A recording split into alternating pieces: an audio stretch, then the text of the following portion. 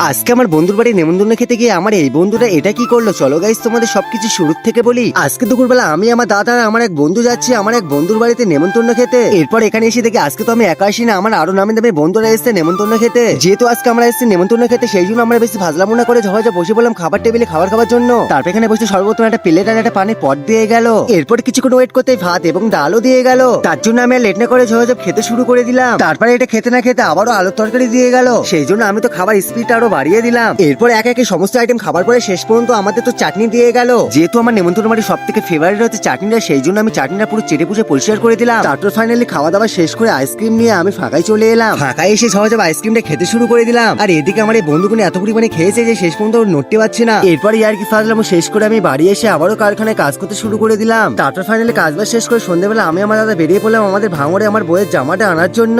কদিন আগে আমি তো আমার বইয়ের জন্য করা জামা তৈরি করতে দিয়েছিলাম, সেটা ফাইনালি আজকে হয়ে গেছে। তার জন্য আমি আমার দাদা যাচ্ছি ভাঙড়ে সেই জামাগুলো আনার জন্য। কিছুক্ষণের মধ্যে ফাইনালি চলে এলাম এই ক্লাসের দোকানে। তারপর এখান থেকে জামাগুলো নিয়ে আমি রওনা দিলাম বাড়ি যাওয়ার জন্য।